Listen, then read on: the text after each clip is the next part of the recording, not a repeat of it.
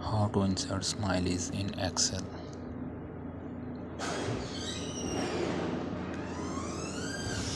There is a shortcut way to insert smileys in Excel by just pressing to button window key plus full stop button. We will find a pop-up menu of smileys.